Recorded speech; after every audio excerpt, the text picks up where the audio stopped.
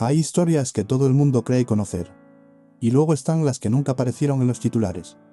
Bienvenido a El Detalle Olvidado, el canal donde no hablamos de lo obvio, sino de esas pequeñas historias, documentos perdidos o gestos silenciosos que cambiaron por completo la forma en la que entendemos a los grandes personajes de la historia.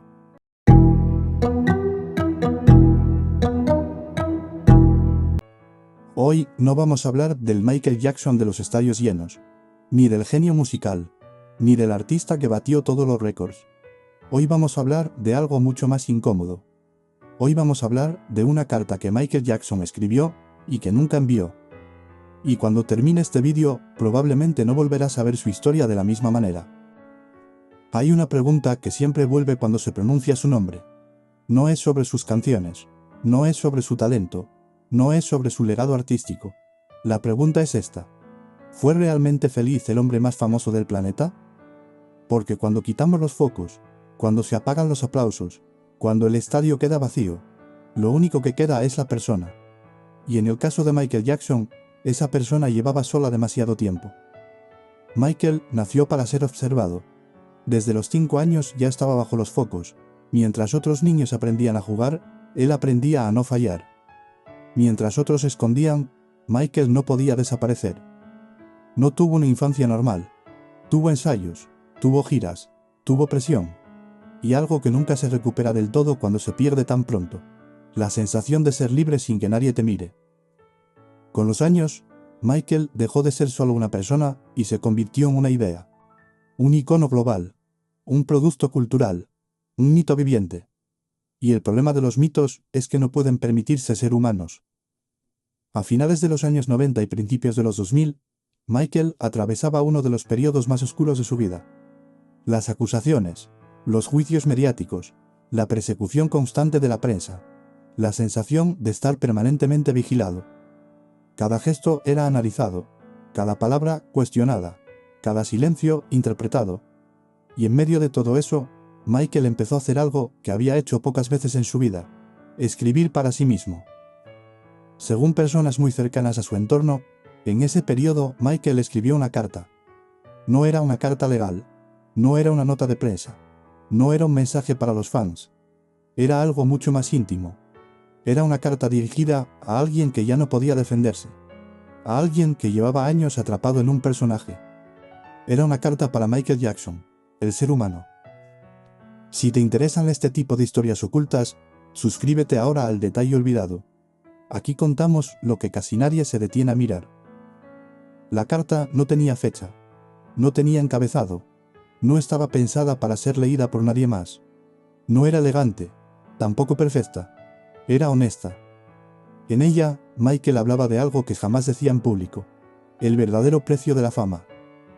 Decía que el mundo veía privilegios donde él solo sentía jaulas, que la gente confundía éxito con felicidad, y que cuanto más famoso se volvió, menos control tenía sobre su propia vida.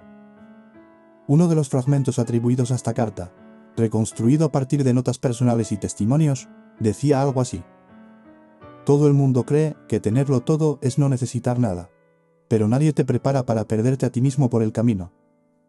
Esa frase resume mejor que cualquier documental lo que fue su vida.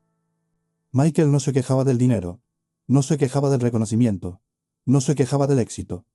Se quejaba de algo mucho más profundo: no poder ser normal ni siquiera cuando lo necesitaba.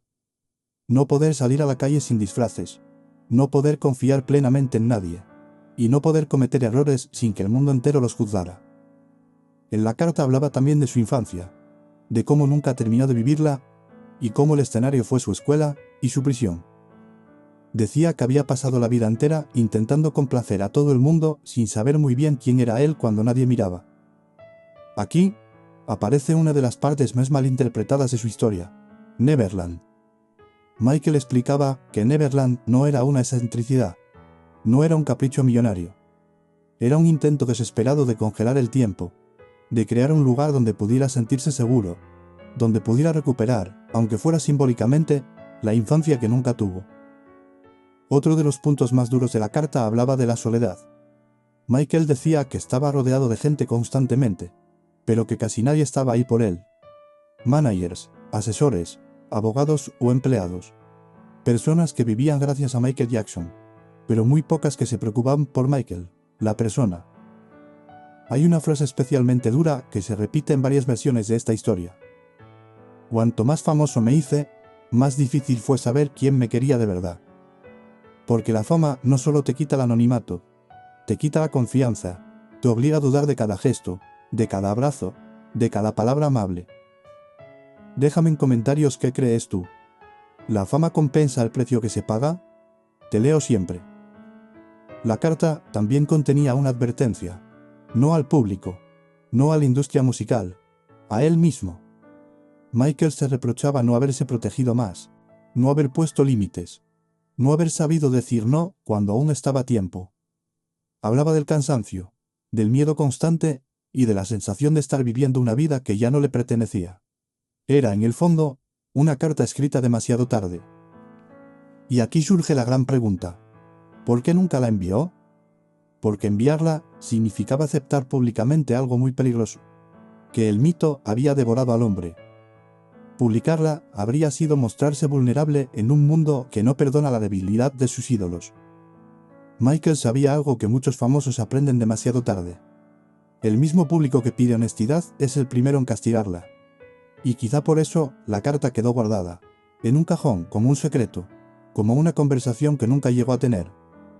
Tras su muerte en 2009, salieron a la luz diarios, notas personales y grabaciones privadas. Y aunque nunca se ha publicado una carta oficial completa, muchos expertos coinciden en algo inquietante. Las ideas de esa carta aparecen una y otra vez en sus escritos. Como si Michael hubiera intentado decir lo mismo durante años, sin encontrar nunca el momento adecuado. Y aquí está lo importante. No importa si la carta existe palabra por palabra tal y como se cuenta. Lo que importa es lo que representa. Representa a alguien que lo tenía todo y aún así se estaba perdiendo. Representa el lado que no sale en los documentales, el detalle que casi nadie quiere mirar. Michael Jackson murió siendo una leyenda, pero también murió siendo un hombre agotado. Un hombre que dio más de lo que recibió. Un hombre que quizás solo quería una cosa: ser escuchado sin ser juzgado. Y en este punto, esta historia deja de ser solo sobre Michael Jackson y se convierte en una historia sobre todos nosotros. Porque todos, en algún momento, hemos querido escribir una carta que nunca enviamos. A alguien del pasado, a alguien que nos falló o a nosotros mismos. La diferencia es que Michael Jackson no podía permitirse ser solo humano. El mundo no se lo permitió. Y quizá esa carta sin enviar sea la prueba más clara de que detrás del rey del pop había alguien que solo quería bajar del escenario y descansar. Si cumplir tu mayor sueño significara perder tu tranquilidad, tu privacidad y tu identidad, ¿lo aceptarías igualmente? Gracias por acompañarnos en El Detalle Olvidado.